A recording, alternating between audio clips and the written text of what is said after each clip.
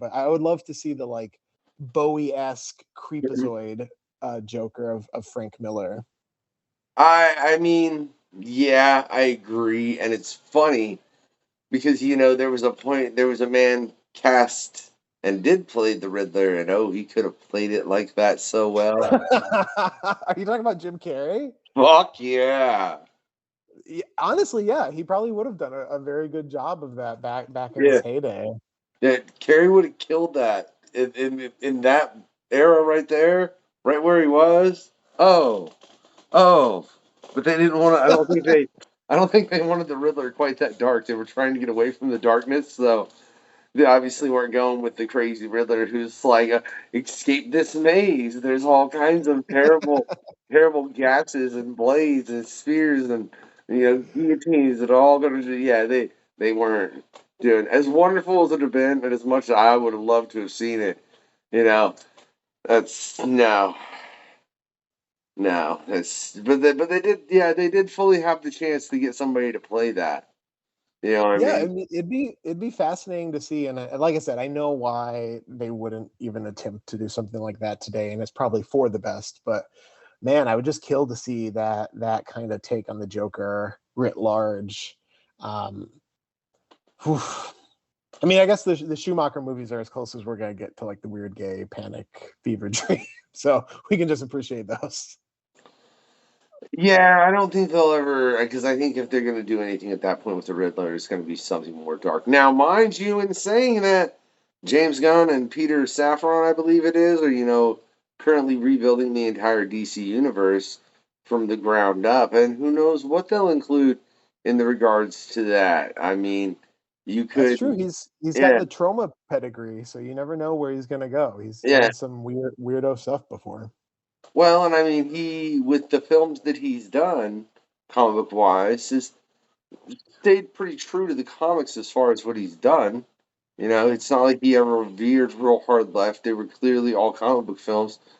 Maybe Batman gets his full rogue gallery, man. Hell, maybe Condiment Man shows up. But if Condiment Man shows up, I might be like, I think you're going a little far there, Gunn. What the fuck is this shit? Right? You really gonna? I'm sure he's gonna pull out stuff like Killer Croc, and Clayface, and the villains that other takes have been a little hesitant to go into. I'm sure he's gonna break those out. And listen, again, I wish him the best, but I just am not like a live action superhero guy. I do think the amazing thing is that James Gunn has done such a good job of promoting the comics. The DC movies, they run the previews, they run the advertisements, and it's helped all those books enormously. So if more comic book movies promoted the actual comics, I maybe would be a bigger booster. But for now, I'm just going to stick to my bound paper pamphlets. See, and I think that's odd because I do know that DC does that, and I only know that from being told. To be real honest, I've never personally seen that, but I don't know. I'm way more of a Marvel. I'm way more of a other, and then Marvel, and then DC. Other being a lot of companies. I'm just not going to list them all because Jesus. Yeah, no. Um, but why do you think it is that Marvel doesn't do that more heavily? Now I understand why if it's a creator-owned book, and like in the case of like Wanted comes to mind, or I don't know anything that they've done for Millar. But the boys, I mean, I could Walking Dead, like I could see why they don't necessarily give a damn about pushing the comics more because they're like, well, we already have the material, and like we don't really need more material. And then I think that's the way they think anyways, which they're wrong because if the show's successful and then you can make more material to continue in the comic to be able to continue the show, I mean that's worked for Marvel for a while now. They're making a lot of money off of it. Why do you think nobody else thinks that way necessarily, and it's only something that DC has implemented? Well, I think that actually a lot of independent adaptations do push the comic. Like I know The Boys did a reprint with the photo cover. Yeah, it's just different though when you have something like Wanted that's made from one single graphic novel. You can trust that viewers who are interested are going to go pick that up.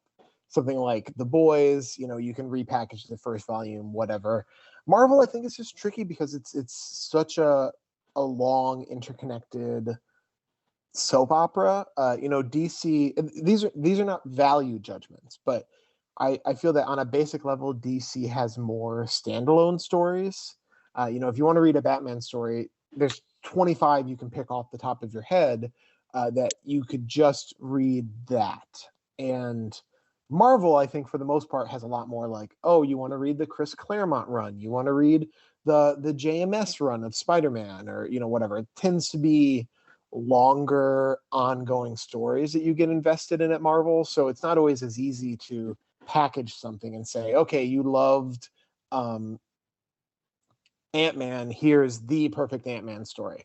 That's not even a good example because Ant-Man doesn't have as many comics, but you loved the Avengers, here's the perfect Avengers story. It's tricky because it's such an ongoing, long saga. So I don't know. I think they could certainly do more to push them, and I hope they will in time. But those are all decisions way over my head, and I just keep my brow down, focused on my laptop and doing what's in front of me. And I trust the movie people to do what is in front of them. Maybe it's funny though. You say that they reproduced the Boys Volume 1 with the Yeah. picture of the from the I'm almost show. positive they did when the Amazon show Yeah, started. yeah, yeah. No, I mean that's phenomenal. I wonder, like, what if they did the same thing for like Civil War, the graphic novel, and suddenly Yeah. it's like I wonder why they don't do things like that, knowing that things like that are done within the comic book community. I mean they could do it. Part of me is like do it with Secret Invasion. The other part of me is like I don't want like I enjoyed the show. That intro. You know, If you're like, to look, each I work their for to each Marvel. their own. I didn't Like, check it out yeah, you're personally like, I work for because I'm not Marvel. a big. Not expecting But nothing. yeah, well, one of the most famous examples is when the Ryan Reynolds Green Lantern came out, which is not a fondly remembered movie. It wasn't a success at the time, and it hasn't become like a cult reevaluation. But they re-released that first Jeff Johns Ivan Rice volume in a photo cover, and it was one of the best-selling comics of the year, even though the movie was kind of a bust. So yeah, no, I mean, I wish things like that were more commonplace in the comic industry, and it would certainly help us. But hopefully, publishers are seeing the example that James Gunn has started with stuff like Supergirl, and they'll replicate that. I think always that's the hope, man, because I don't think people know near the media that they consume that's based on comics. You know, I mean, I know there's so many people that sit and will talk about shows they're a fan of, and part of me is like, dude, you're a comic nerd and you don't even know it. Yeah, it's a double-edged sword because, of course, you don't want to lapse into feeling like gatekeepery. Like if someone's just a fan of the MCU, that's great. Like you Oh should yeah, enjoy that. You should be a fan of it. But I do think that lots of people, if they gave the comics a shot, would find other things to love. And I'm sure a lot of fans have come from the movies and TV shows to the comics and have blossomed. But I guess that's part of our job on the industry, is to make it as accessible as possible. like I said, there's a bunch of links in the description. You can check out everything Steve's worked on. But real quickly, I'm not saying like that, like you're a comic nerd. Like, no, be a comic nerd, but be whatever kind of comic nerd. I fully agree with you, Steve, that you want to be. Whether it's, I mean, if you're just into the flicks, if you just watch The Walking Dead, if you're watching a bunch of shit that's based on comics that you're not even aware is based on comics. I mean, I know we did a show with me, Steven, Wells, and Caitlin talking about comics and film and TV, and there's a lot. Yes. Yeah, there's more than I think anyone would ever give comic book industry the credit for, as far as how much actually exists. What do you think it is now to see that comparatively, man? From when like we were growing up, it was hardly anything. To now, every streaming service is optioned 6 different books at this point. It's wild. It's overwhelming. It's sobering. It's disappointing at times. It's like a litany of feelings. Um, what I always try to come back to is I know that each time one of these get licensed, creators like me are getting paid. And that's great. And each time one of these things even gets announced as being optioned, more books are being sold. So that's great. And if the resulting media turns out to be great, then even better. But it's something where there's so much of it, and it's so odd to see. I mean, it strikes me on a daily basis. I was at Target yesterday, and kids are walking by decked out in Spider-Man and decked out in Spider-Gwen, and like just things that I never would have expected. Or when Marvel Snap really blew up, and people were tweeting about like, "Oh, I used debris from the New Warriors." Like, who? Why? I just never would have expected that a character from the Zeb Wells, Scotty Young New Warriors would be discussed by people who don't read comics in 2023. It's just like a weird feeling. And my partner, who's not a Western comic reader at all, he got really into Marvel Snap. So he's like, "Oh, I'm using so and so. Like, oh, look at this art from so and so." And it was a surreal experience to see him coming at this media that I've loved my entire life from this completely different angle. I have to hope that it all goes into a cumulative pop for us, like it's all a good thing in the end. But I also think there's some truth to people who make jokes like the nerds won and maybe we should bully them again. Like there are times where I'm like, I feel like how Australia, like the rabbit population got out of control because there aren't any natural predators.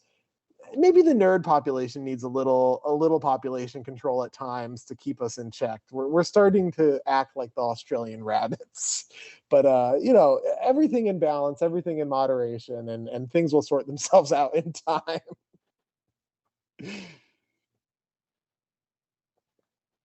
That's the answer you expected, right? Comparing nerd media to Australian rabbit overpopulation. I definitely didn't see you coming to that particular conclusion. But you did. Maybe the nerds need to get bullied again.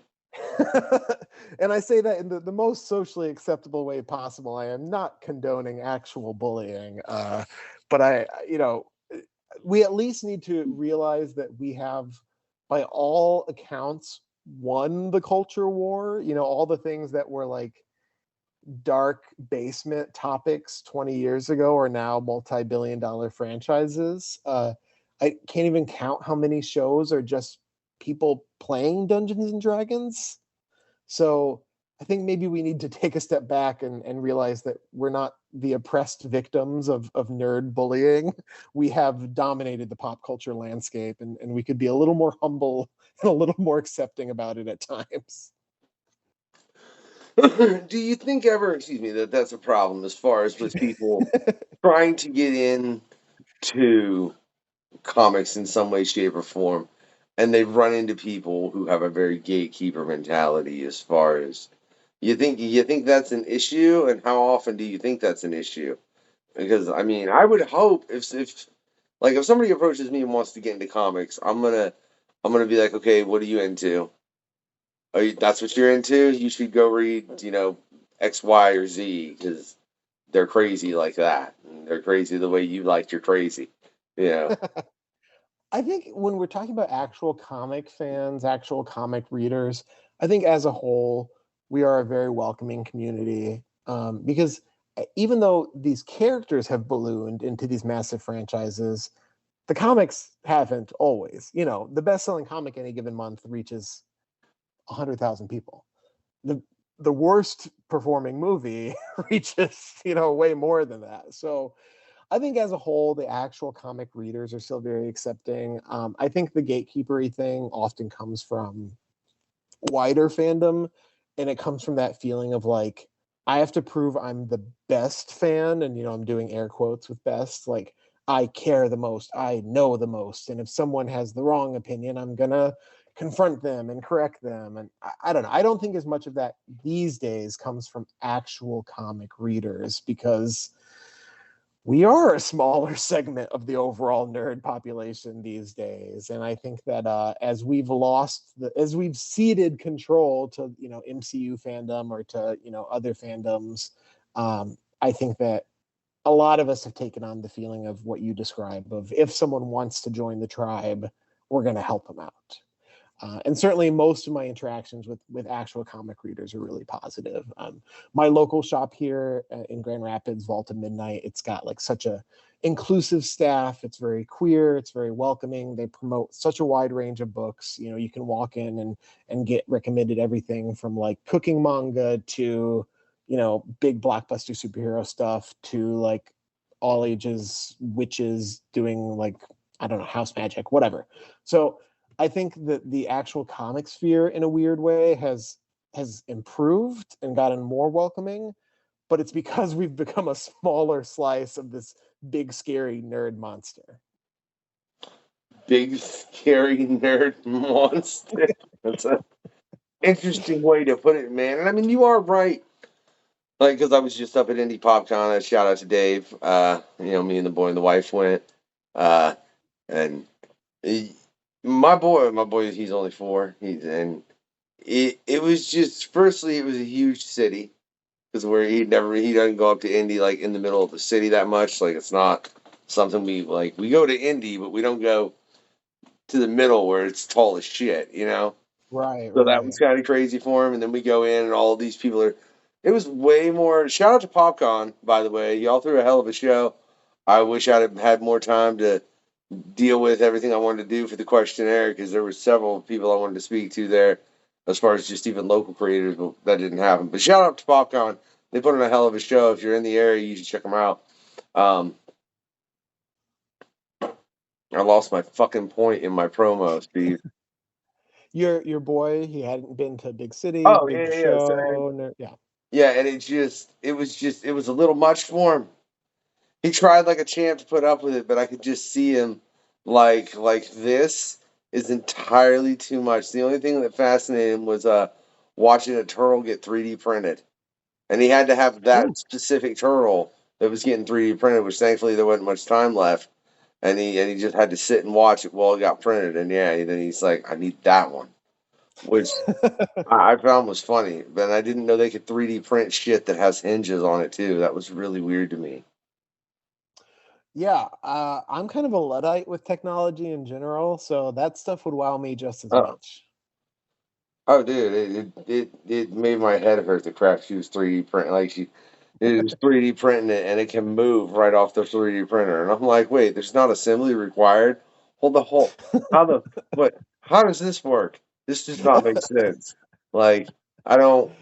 I didn't. Yeah, it does. It's very much a confusing thing, Steve. It truly, truly, truly is, man. And I want to know.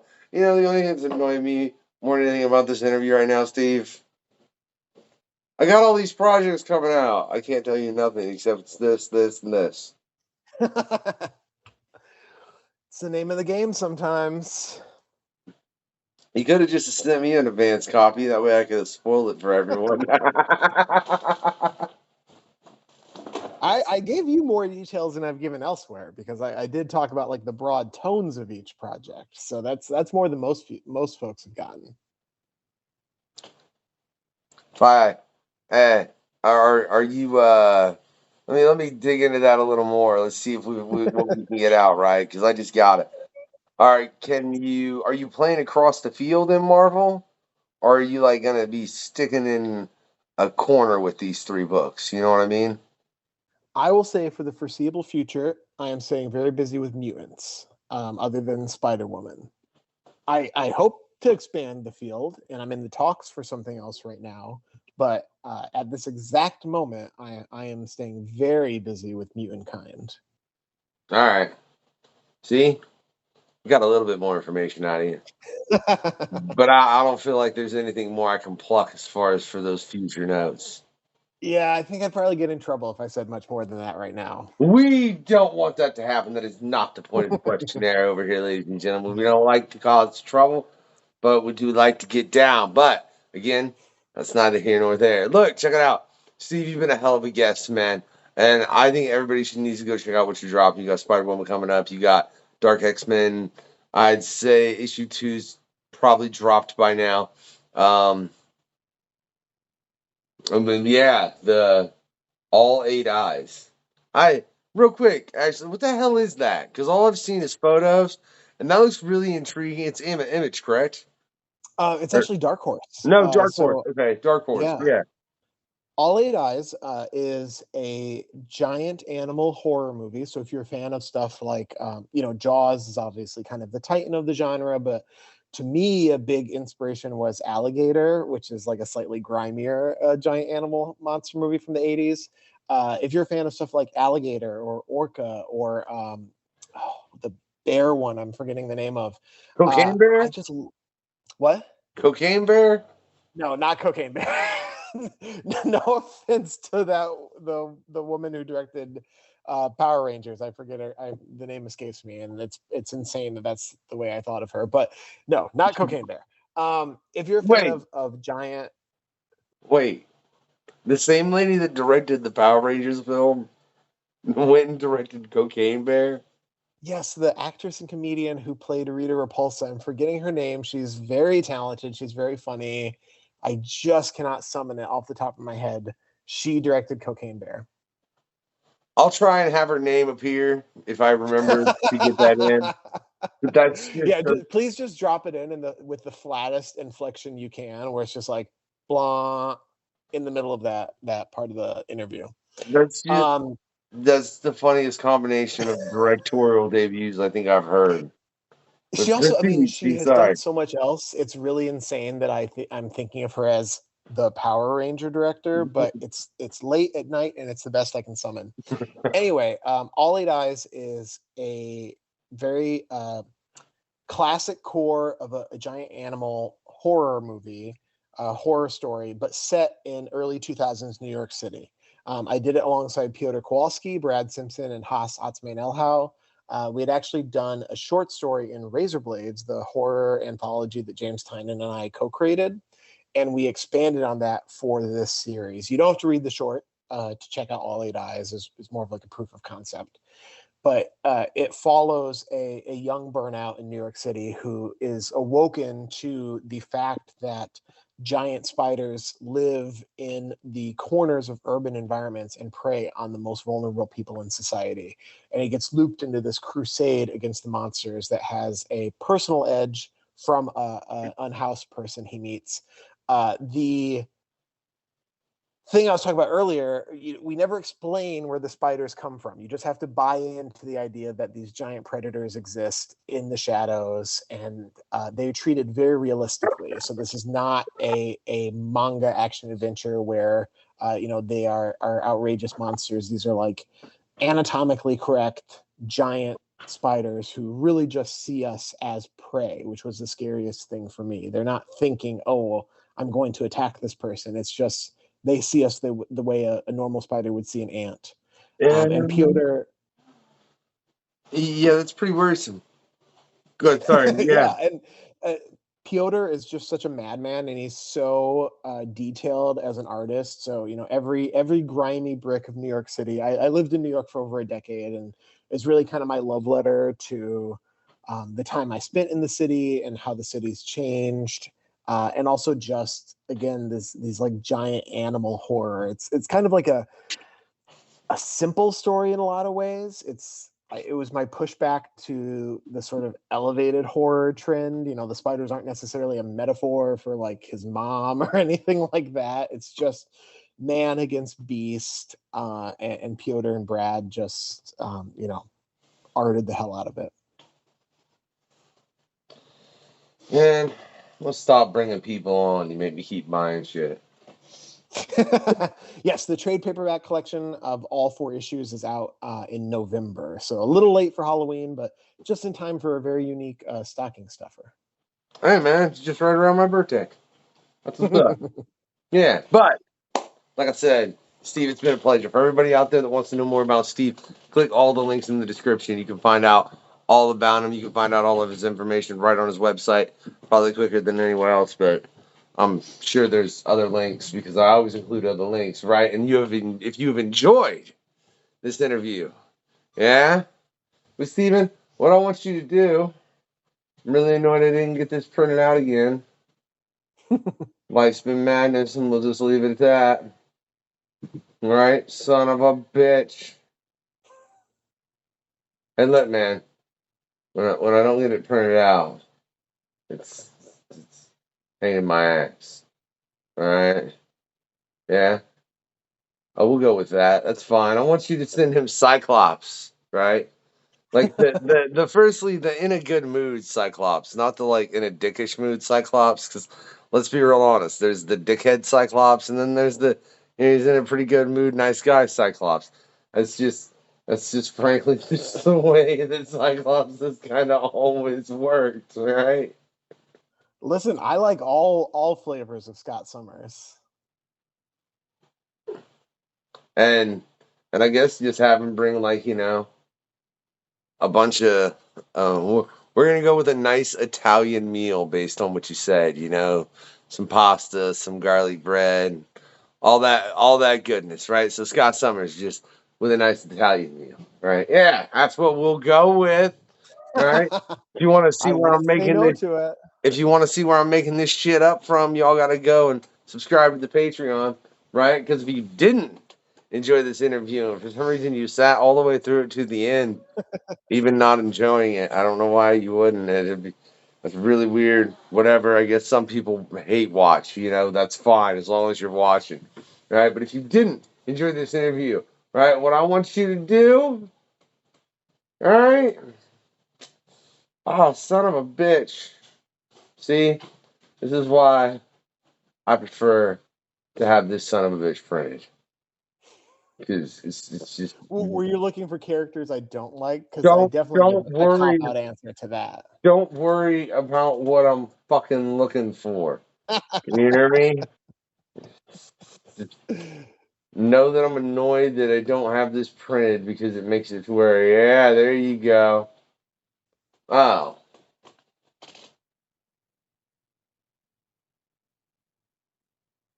Oh. All right.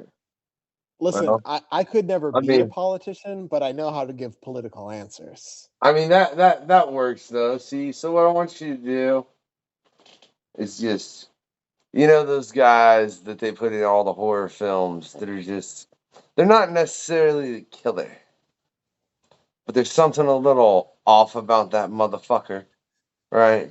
I want you to put all them sons of bitches in like khakis and shit, right?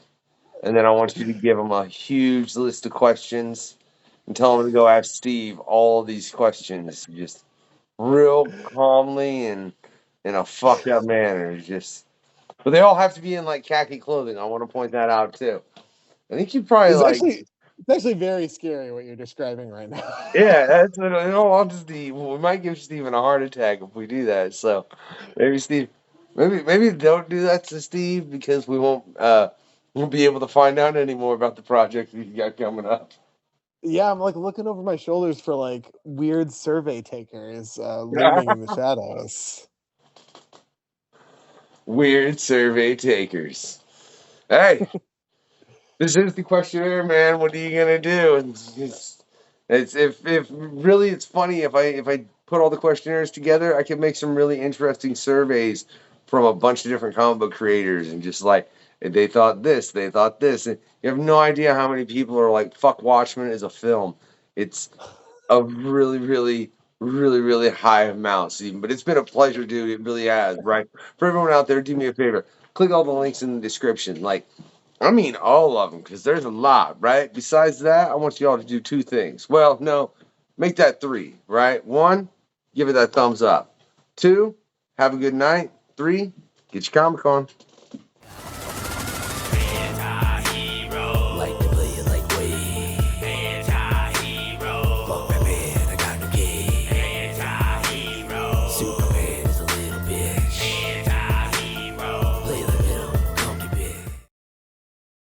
This is Doug Wagner. You guys should be watching the questionnaire every Wednesday at 7 p.m. Eastern Time because these motherfuckers are crazy.